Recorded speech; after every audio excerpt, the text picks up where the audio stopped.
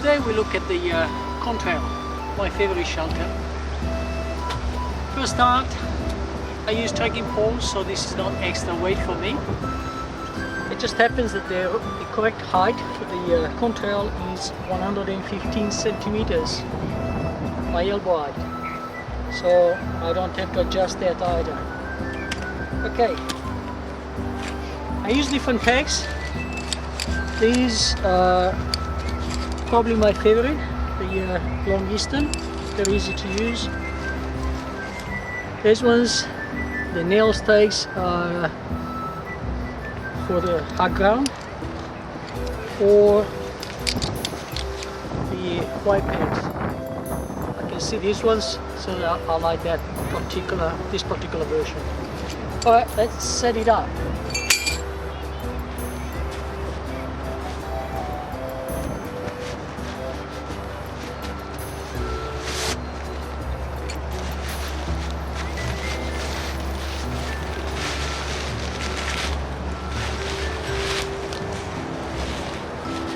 Okay, first we do the back.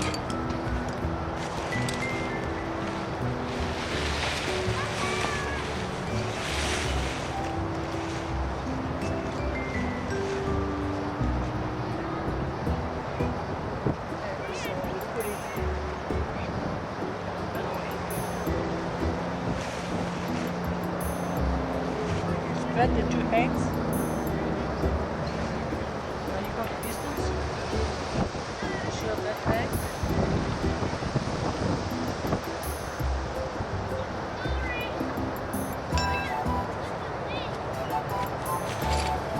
Another two pegs. And pull.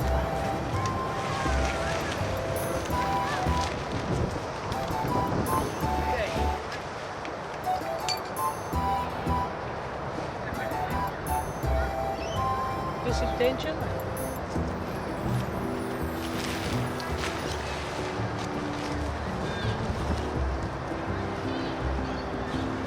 Cut the guy line out. With this intention, not have to do it again. Now insert the tip into the grommet. Here.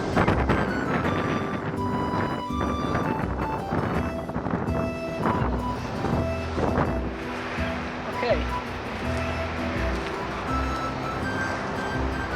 I have to adjust the foot because of the direction I'm putting. Right. Here we are.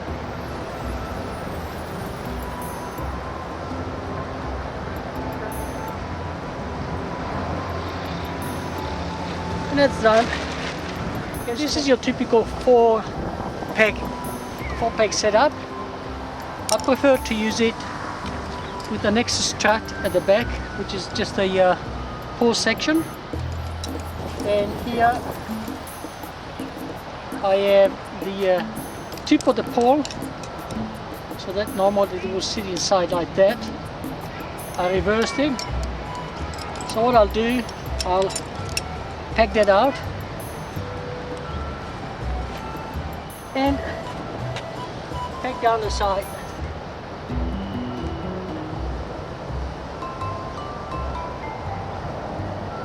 So we've done the back. Now we can continue this tension on the ridge line by pulling the front. So there is a guy out point here at the apex. I'll leave this guy line this long so I can pull it out and hopefully unravel it.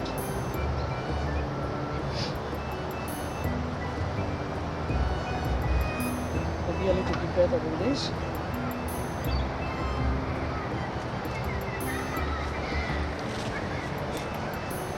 Peg it down and I'll put this into tension already. When I set up the shelter, the beak wasn't properly closed, but I already know the distance. But it's a lot easier if you have it closed, so then you do have the correct distance between the two corners. Okay, let's go inside the shelter.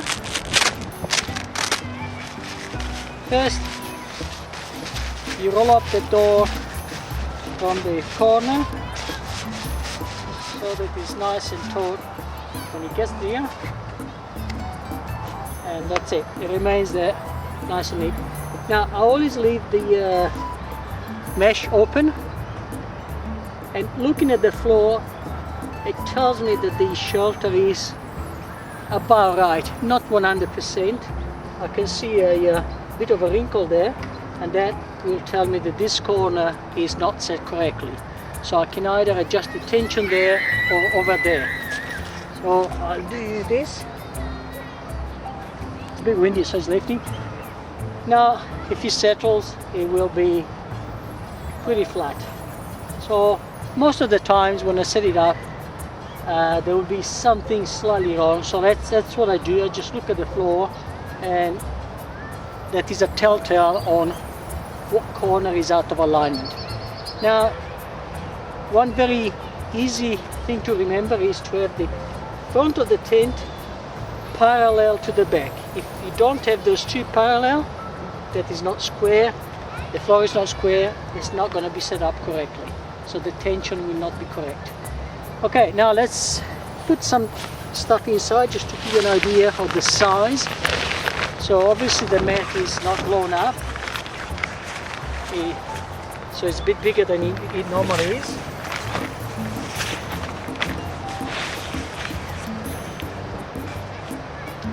Okay, now as you notice, the pole here is a bit awkward. So what I'll do, I'll just move it out of the way a bit, keeping tension. Okay, so I'm inside the shelter now. Sometimes this is not very clear. If you look here, you can see there is again roughly a foot, a bit less, of space between the end of the floor, the bathtub, and the end of the fly. And this should sit pretty much flat. So you've got this, you've got the fly there, and you have the mesh. Okay, so rain really is not gonna hit inside the floor if you keep that down. You can leave the fly up a bit more, or you can push it down a bit more. I'll show you a bit later in a storm setup how to do that. Now just to show you the room at the back, the vent is closed down at the moment, so I can open that up, and so I'll have more ventilation. I just leave it like that for the moment, and I get inside the sleeping bag so that you can see how I fit in there. Keep in mind I'm 5'7", I'm not that tall. But where is he? Okay, this is, I lie down here, and that I've got that much room on top of me. Okay, so even with really long feet, you're not gonna touch. And I could be down here, and I'm still not touching the end, because again there is mesh in between the floor and the end of the fly, about that much. Okay, so now I have a bit more than a foot between my head and the end of the floor. So you want to sit up, that's what you have to scoot back, and then you have plenty of headroom so you can get change. Now Tarptent calls this a 1.5 tent. The reason is that if I have this blown up to 20 inches wide, it actually is about 18-19 in fact, I can put a Neo Air, for example, which is also about 19 inches, and I can have them side by side flat on the floor. At that point, you would be like this if you have two people. So you could be touching the fly. Not ideal in high humidity areas, but otherwise it is doable. Not recommended, but it can fit.